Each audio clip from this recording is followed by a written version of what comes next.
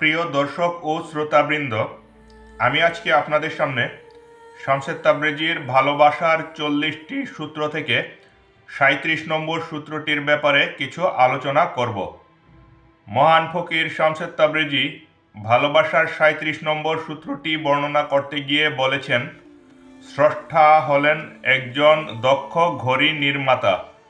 তিনি এমনভাবে সব কিছু সৃষ্টি করেছেন যে সব কিছু কোনোটাই তার নির্দিষ্ট সময়ের বাইরে যেতে পারবে না। যা কিছু ঘটার সব কিছু নির্দিষ্ট সময়ের মধ্যেই ঘটবে। পুরো সৃষ্টি জগতের কোনো কিছুই তার দিয়ে দেওয়া সময়ের বাইরে যেতে পারবে না এবং প্রত্যেকটা মানুষের জন্যই সময় আসবে ভালোবাসার এবং মৃত্যুর। তো শামসেদ তাবরিজির এই সূত্রটি একটি রহস্যময় সূত্র। আপনারা সূত্রটি পরিপূর্ণভাবে দেখার জন্য স্ক্রিনের দিকে খেয়াল করবেন। ফকির শামসেদ তাবরিজি বলেন, স্রষ্টা একজন দক্ষ ঘড়ি নির্মাতা।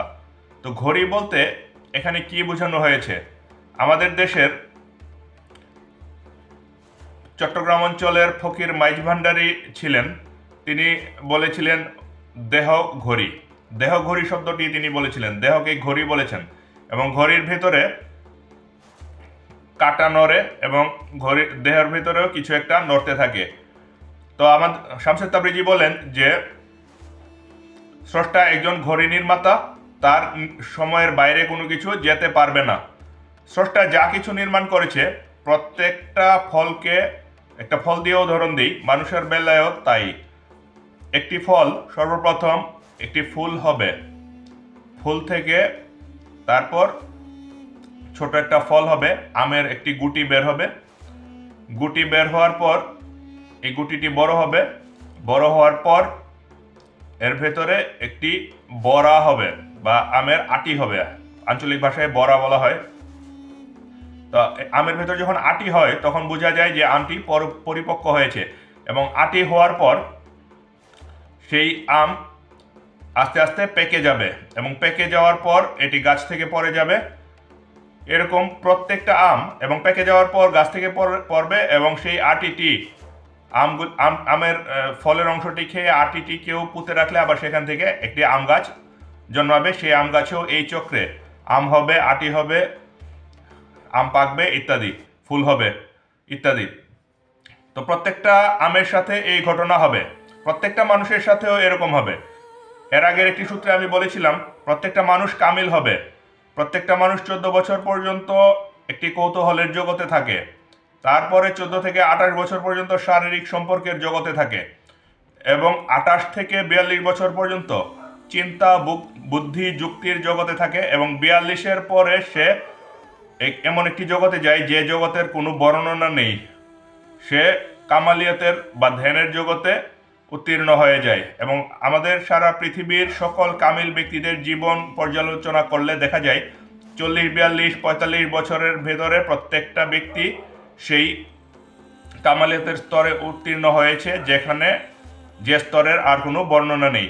তো আমের মতো করে প্রত্যেকটা মানুষ পাকবে এবং আমকে যদি কেউ ছোটবেলায় আচার দিয়ে দেয় বা কেটে ফেলে বা আমের পুষ্টি লাভে কোনো বাধা সৃষ্টি করে, তাহলে আম আর পাকবে না, অকালপক্ক হয়ে যাবে এবং পচে যাবে। তো প্রত্যেকটা মানুষকেও ছোটবেলা থেকেই এরকমভাবে নষ্ট করা হচ্ছে, আচার দেওয়া হচ্ছে, বিভিন্ন দলভুক্ত করা হচ্ছে, বিভিন্ন সম্প্রদায়ভুক্ত করা হচ্ছে। তোমাদের পিতামাতা, পরিবার, বিদ্যালয়, স্কুল, কলেজ, রাষ্ট্র এবং তোমাদের ধর্ম শিক্ষা প্রতিষ্ঠান, ধর্ম বলতে এগুলিকে তো আর ধর্ম বলা যায় না, ধর্মের নামে যে প্রতিষ্ঠানগুলি চলছে সেগুলি, তারা সবাই তোমাকে ছোটবেলাতেই আচার দিয়ে দিচ্ছে, তোমাকে তোমার স্বাভাবিক বিকাশ বাধাগ্রস্ত করছে, তোমাকে পাকতে দিচ্ছে না। তো তাদের কারণে তুমি পাকা আমে পরিণত হবে না, তুমি কামেল ব্যক্তিতে পরিণত হবে না। আর তাদের এই বাধার কারণেই তোমার সামনে কিছু কাজ এসেছে এবং তোমার কামিল ফকিরের কাছে গিয়ে তোমার যে ক্ষতিগুলি হয়েছে, তোমার যে রোগগুলি হয়েছে, সেই রোগগুলি সারিয়ে তুলতে হবে। তো ফকির শামসেদ তাবরিজি বলেন যে প্রত্যেকটা মানুষের যখন যা হওয়ার তাই হবে এবং স্রষ্টা যেভাবে যে সময় বেঁধে দিয়েছেন সেই সময়ের মধ্যেই সব কিছু হবে। প্রত্যেকটা মানুষ সময়ের ভেতরেই কামিল হওয়ার কথা ছিল, কিন্তু বিভিন্ন সমস্যার কারণে এবং সমাজ পরিবার এগুলির কারণে তারা কামেল হতে পারে না। তাই তারা নির্দিষ্ট সময়ের মধ্যে না হলেও একজন কামেল ব্যক্তির শরণাপন্ন হয়ে শত শত বছরের রোগ বা হাজার বছরের বা কয়েক জন্মের যত সমস্যা আছে সব সমস্যা সমাধান করে ফেলতে পারে এবং কামালিয়তের স্তরে উত্তীর্ণ হতে পারে। তো রবীন্দ্রনাথ ঠাকুরের একটি কবিতা আছে এই সময়ের সাথে সম্পর্কিত, কবিতাটির নাম অভিসার। তোমরা সেই কবিতাটি পড়ে নিতে পারো। আমি খুব সংক্ষেপে এই কবিতার বিষয়বস্তুটি বলছি। অনেক বড় এক সুন্দরী মহিলা ছিল এবং সুন্দরী নর্তকী মহিলা, এবং বড় বড় রাজা বাদশারা সেই মহিলার কাছে আসতো। সেই মহিলার অনেক টাকা পয়সা ছিল, ধন সম্পদ ছিল, বাড়ি ছিল এবং বাড়িতে দামি দামি জিনিসপত্র ছিল। সেই মহিলা তার বাড়ির সামনে একদিন এক কামিল ফকিরকে ঘুমিয়ে থাকতে দেখলো পাথরের উপর। তো তখন মহিলা সেই ফকিরকে দেখে বলল, ফকিরের নাম উপগুপ্ত। তো মহিলা সেই ফকিরকে ঘুমিয়ে থাকতে দেখে বলল যে তুমি এই পাথরের উপর ঘুমিয়ে আছো কেন? তুমি আসো, আমার বাড়িতে বিছানা আছে, আমার বাড়িতে এসে তুমি ঘুমাও। আমার বাড়ি কাছেই আছে, তুমি আমার সাথে চলো, আমার বাড়িতে নরম বিছানায় তুমি ঘুমাবে।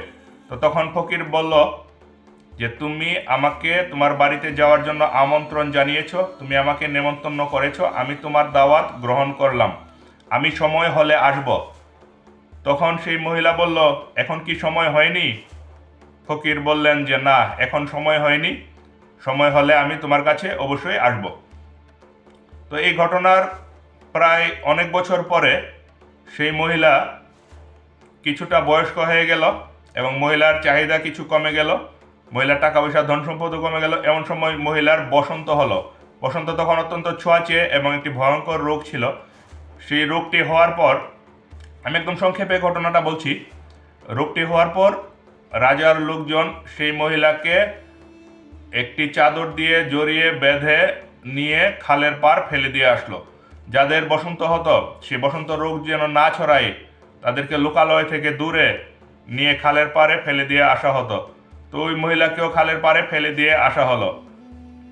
তো মহিলা কোনো রকমে প্রাণটি বেঁচে আছে, খাবার নেই, পানি নেই, কিছু নেই, প্রাণটি চলে যাচ্ছে। এমন সময় মহিলার অনেক পিপাসা লেগেছে, কিন্তু আশেপাশে কোনো মানুষ নেই, কিছু পচা লাশ আছে এবং দুর্গন্ধ আছে। তো সেই মহিলা তৃষ্ণায় যখন কাতর, তখন হঠাৎ দেখতে পেল উপর থেকে কে যেন তার উপর পানি ঢালছে। মহিলা প্রথমেই পানি নিয়ে কিছু পানি পান করলো এবং তারপর উপরে তাকিয়ে দেখলো সেই সন্ন্যাসী উপগুপ্ত, সেই ফকির তার উপর পানি ঢালছে। তখন মহিলা বলছে যে তুমি এখানে? তখন ফকির বললেন যে আমি তোমার দাওয়াত গ্রহণ করেছিলাম এবং আমি বলেছিলাম সময় হলে আমি আসবো তোমার কাছে। আজকে আমার সময় হয়েছে, আজকে আমি আসলাম তোমার কাছে। তো কবিতাটি এখানেই শেষ হয়ে যায়, কিন্তু বলা বাহুল্য যেহেতু ফকির এসে পড়েছে এবং কামিল ফকিরের সাথে ওই মহিলার সাক্ষাৎ হয়ে গেছে, সেহেতু মহিলা মৃত্যুর আগে অবশ্যই ধার্মিক হয়ে এবং ধর্মের পথে গিয়ে মৃত্যুবরণ করেছে। তো এভাবে প্রত্যেকের একটা সময় হয়, সব কিছু পরমের পক্ষ থেকে নির্ধারিত আছে। সেই নির্ধারিত সময়ের বাইরে কেউ যেতে পারে না, সেই নির্ধারিত সময়ের ভেতরেই সবার সব কিছু করতে হয়।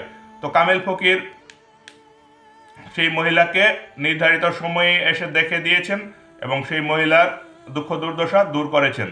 তো ফকির শামসের তাবরিজি বলেছেন যে তোমাদের প্রত্যেকের সময় আসবে ভালোবাসার এবং সময় আসবে মৃত্যুর। তো এখানে ভালোবাসা আর মৃত্যুর কথাটা কেন বলা হয়েছে? ভালোবাসা অত্যন্ত গুরুত্বপূর্ণ একটি জিনিস। যার জীবনে ভালোবাসা নেই তার জীবনে কিছুই নেই।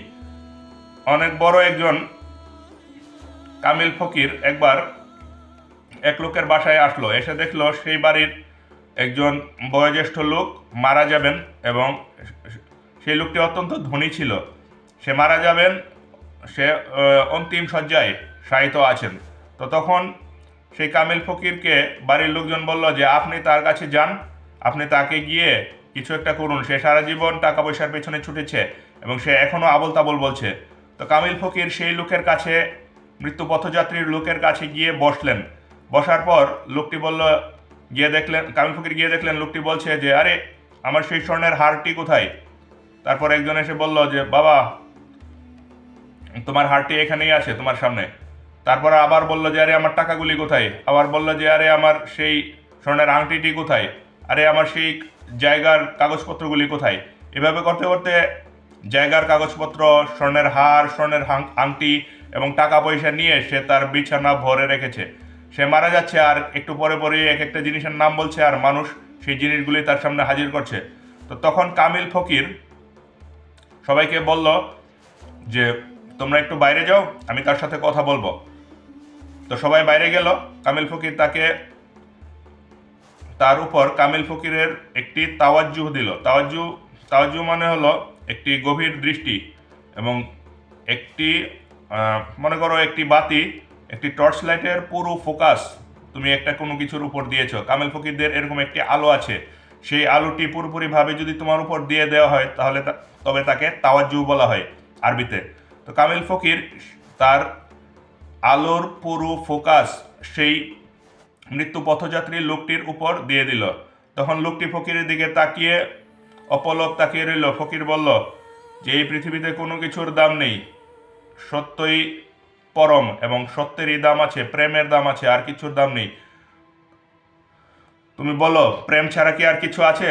তখন মৃত্যু পথযাত্রী লোকটি কাঁদতে শুরু করলো এবং বলল যে আমি আর কোনোদিন প্রেমের কোনো কথা শুনতে পাইনি, আজকে প্রথম তোমার কাছে প্রেমের কথা শুনতে পেয়েছি, আমার এগুলি কিচ্ছু লাগবে না বলে সে শোয়া থেকে বসে তার বিছানায় রাখা টাকা পয়সা এবং কাগজপত্র, হীরামুক্তা বা স্বর্ণ, এগুলি সব সে হাত দিয়ে ধাক্কা দিয়ে দিয়ে মাটিতে ফেলে দিল। এবং তার বাড়ির লোকজন বাইরে থেকে এই দৃশ্য দেখতে পাচ্ছে, দূর থেকে জানালা দিয়ে এই দৃশ্য দেখছে, এবং সে হাত দিয়ে এই সবগুলি জিনিস ফেলে দিতে দিতে ফকিরকে জড়িয়ে ধরলো। এক হাত দিয়ে ফকিরের উপরে এক হাত রেখে জড়িয়ে ধরতে গিয়ে এভাবেই সে মৃত্যুবরণ করলো, এবং ফকির তাকে আস্তে করে শুইয়ে দিল এবং তার দুই চোখ বন্ধ করে দিল। তো তখন সবাই এসে তো ফকিরকে জিজ্ঞাসা করলো যে কি ব্যাপার, বাবা হঠাৎ এই জিনিসগুলি ফেলে দিল কেন?